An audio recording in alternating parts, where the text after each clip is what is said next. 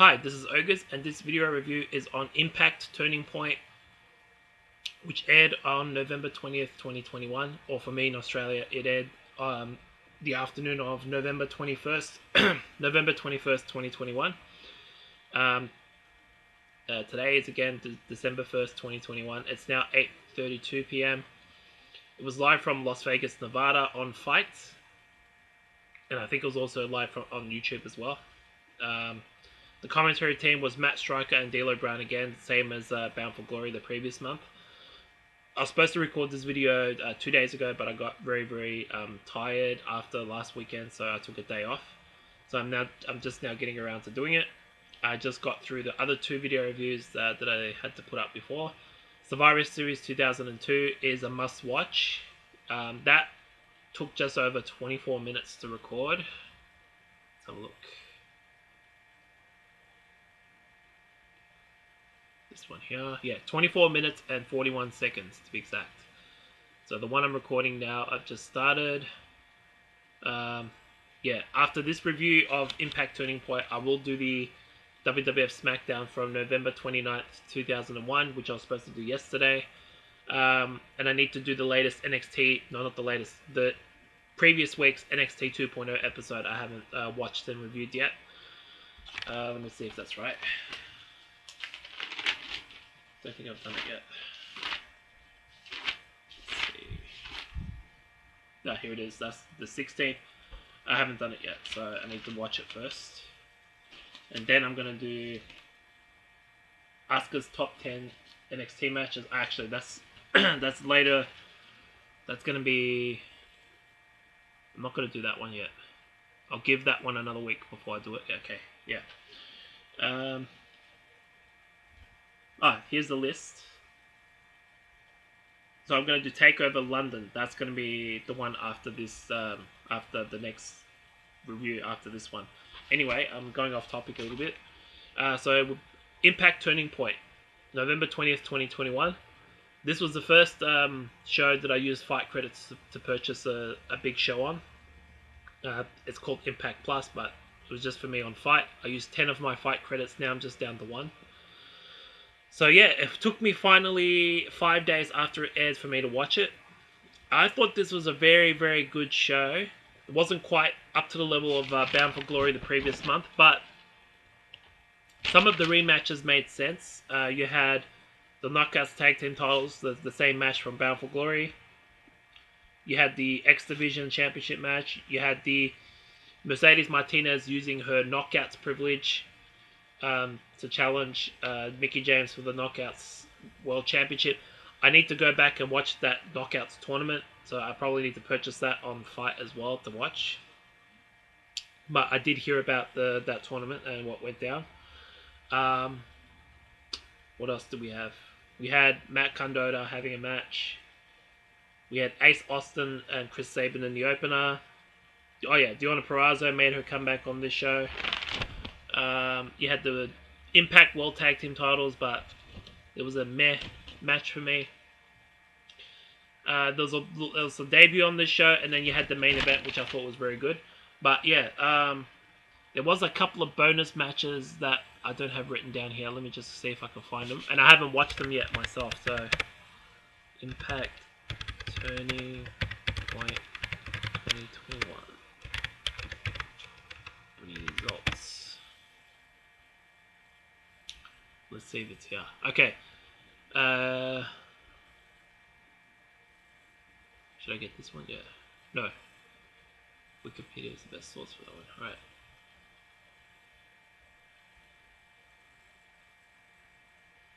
Alright. I'm already donating to Wikipedia. Go away. No, piss off. Let's see. Oh yeah, it was live from Sandstown Live in Sunrise Manor, Nevada. Okay, so I need to make sure I got that down. Live from... That's what it says. Sandstown Live. From Sunrise, Nevada. Sunrise Manor, sorry. Sunrise Manor in Nevada. Nevada. That's how the Americans say it. I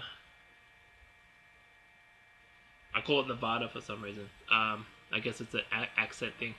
So it aired exclusively on Impact Plus. It was the 15th turning point. First Impact Plus special to air live since Against All Odds in June. But since I don't have Impact Plus, hold on.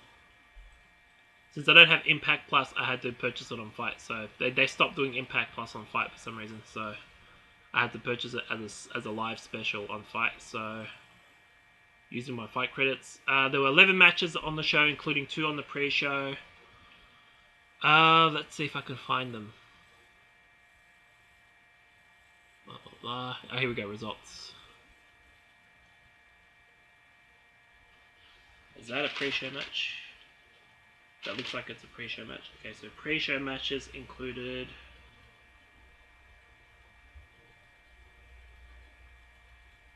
So one of them was Finn Juice, which is David Finlay and Juice Robinson.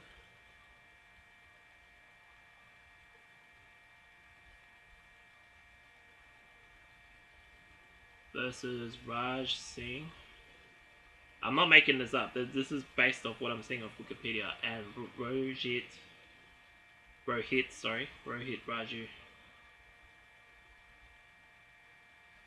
And I believe Finn Juice won that match. They won that tag team match by pinfall after 8 minutes and 19 seconds. And then the second pre-show match was Jordan Grace, which I'm trying to figure out what her appeal is other than the fact that she's got curves and that sort of stuff, which I got no problem with. Asuka has curves as well. But Asuka's more my type. Rachel Ellering. She was accompanied by Rachel Ellering, and she faced Chelsea Green. And this was for the Impact Digital Media Championship. Oh my god, it's a lot to write there, isn't it? But she won this match, and this was also an 8-minute match.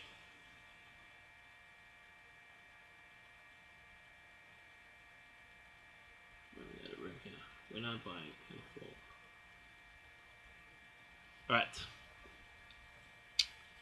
Alright, back to the review itself. Let me see if I've got this here. Alright, I need to go back and watch those matches, but yeah, I need to look for them on YouTube first. I kind of knew what was going on at Bound for Glory when it came to the pre-show matches. So those pre-show matches I'll go back and watch tomorrow. But yeah, the first match, the opening match was Ace Austin with Madman Fulton versus Chris Sabin. But Chris Sabin ended up winning by pinfall. Match number 2 was Violent by Design, which was Joe Doering and Eric Young, who made his return on this show, with Cody Deonna versus Heath and Rhino. Deonna was kicked out of ringside after he tried to interfere in the match. Sorry. It's getting late. It's night time where I am now.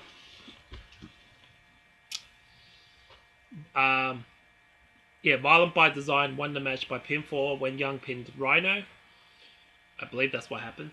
There was a promo backstage after this. Gia Miller, who I guess has been a backstage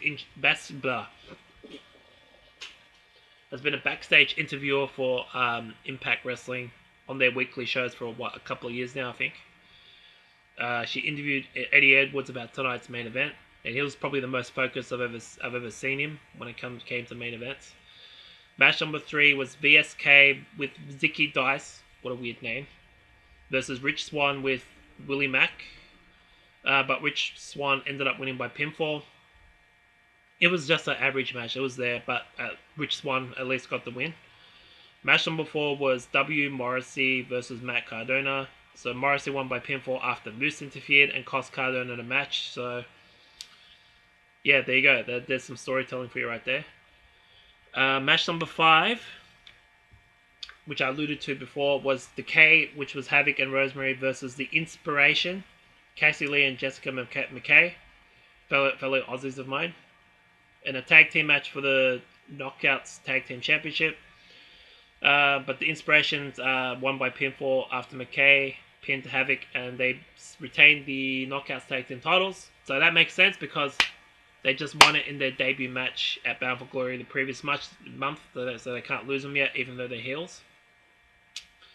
So yeah, I'm interested to see what happens with this the titles by Hard to Kill. I am gonna order that that Impact pay-per-view most likely the next few weeks on FITE. There was a promo backstage after this match. GM Miller interviews Chris Sabin.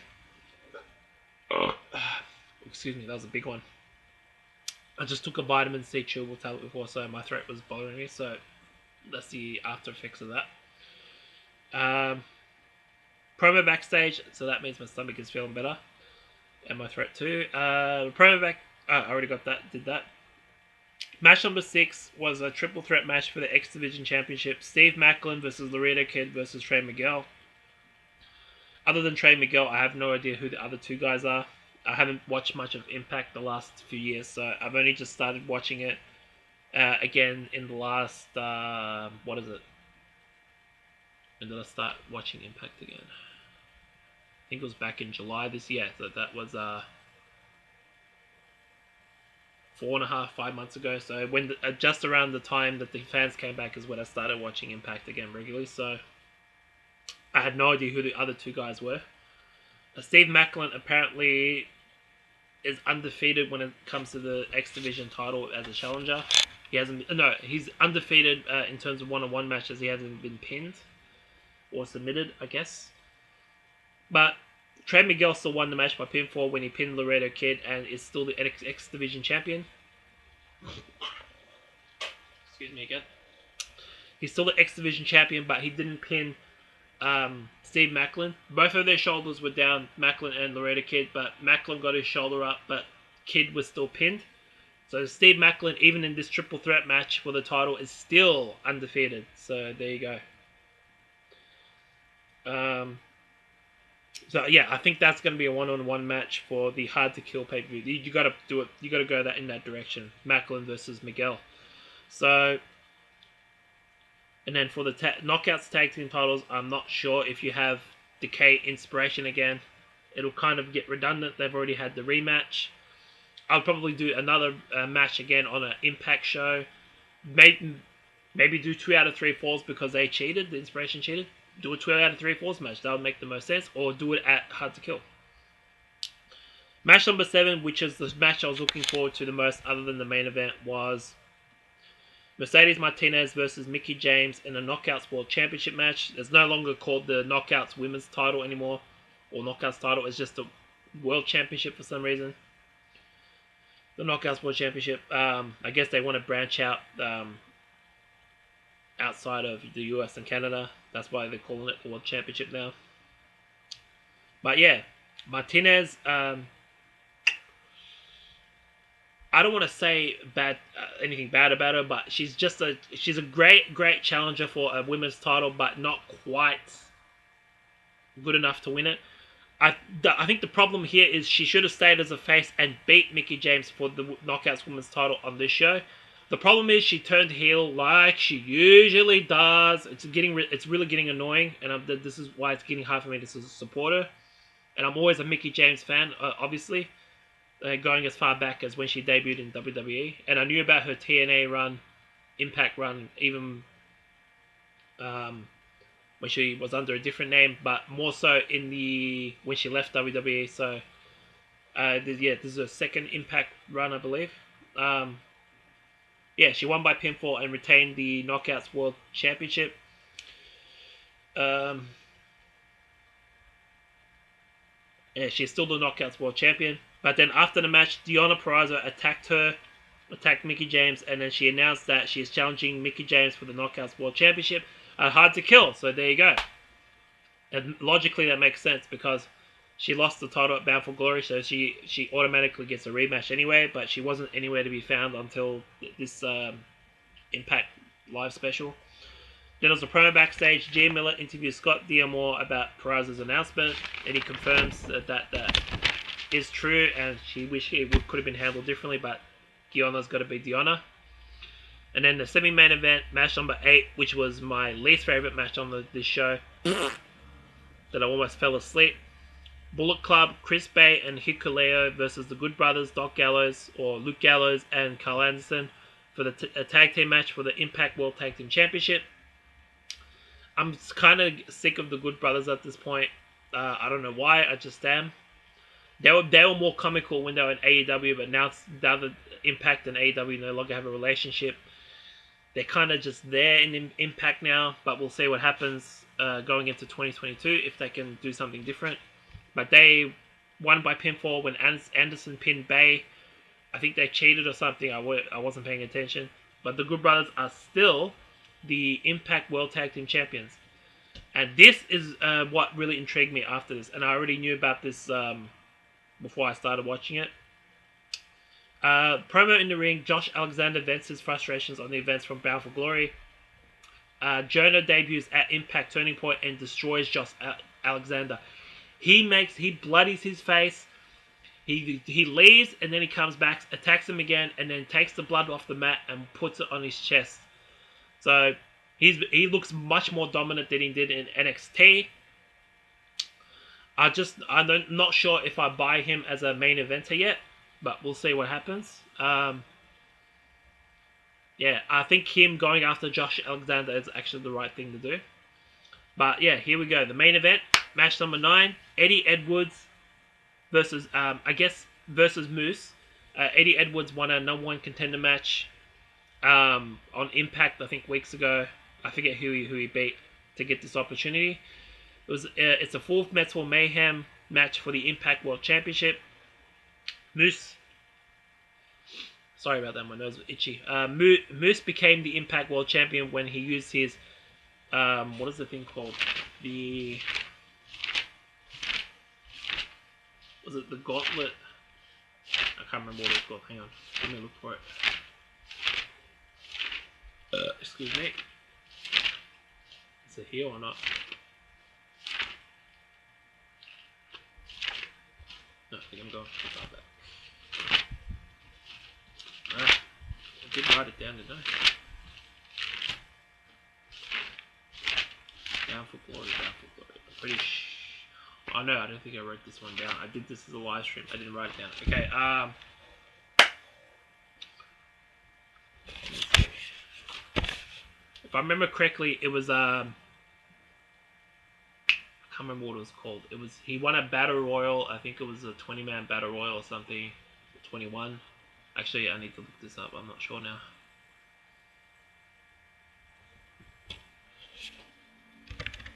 Bound for Glory 2021. Let's see if I can find it.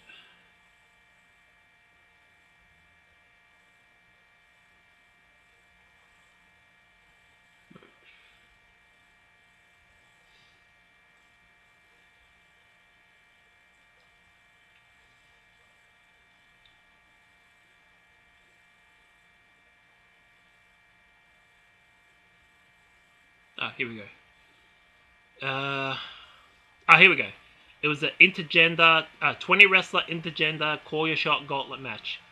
So he won the trophy and a contract that he can use anytime within a year for a championship match of their choosing.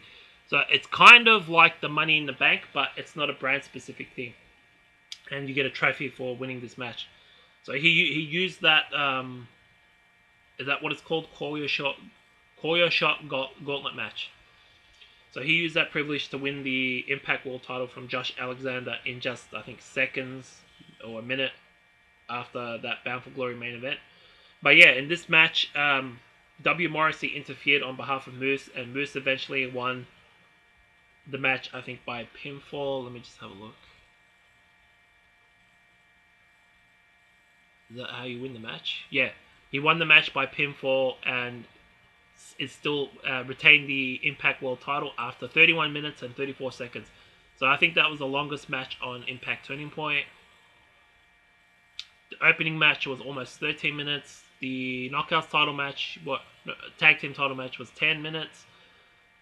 9 minutes for that title match. X Division title, 9 minutes.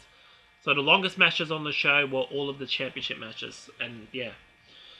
So that's it for that review of the Impact Turning Point 2021.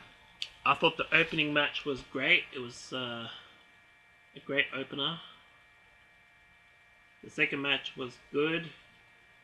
Third match was decent. The fourth match was good. Match number 5 was very good, but not the best match on the show. The X Division title match was great, just like the opener.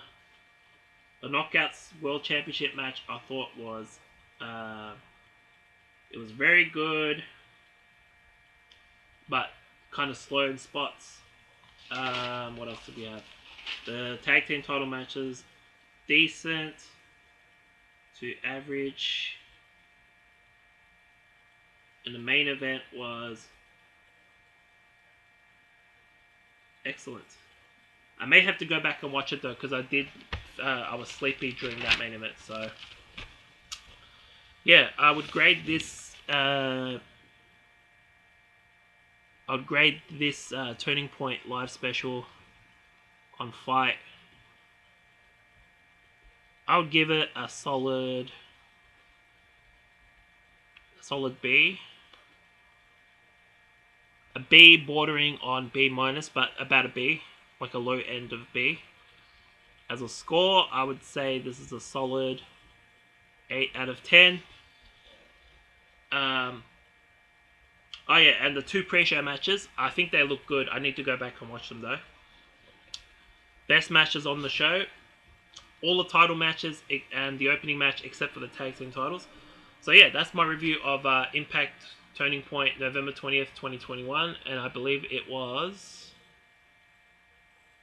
the 15th overall Turning Point, right? Is that what it said? And here's a bit of a background. It was a pay-per-view between 2004 and 2012. From 2013 onwards, they discontinued the monthly shows. So it became a one-night special in 2013, 2015, 2016. And it's been a monthly special for Impact Plus since 2019. So there's been 2 previous turning points, I guess, on Impact Plus. So it says here it was announced on October 4th, 2021 that Turning Point would be held in Sam's Town Live in Sunrise Manor, Nevada. So there you go. So how many turning points were there? 2004, 5, 6, 7, 8. There were 12 initially, I think.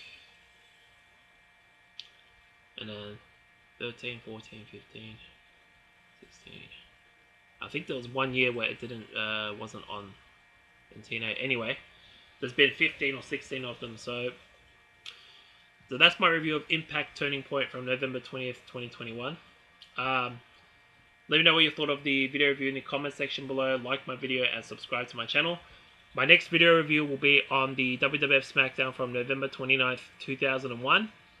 And then I'm going to watch NXT 2.0 most likely after that from the previous week. So I need to catch up on that. So yeah, this has been August. Peace out.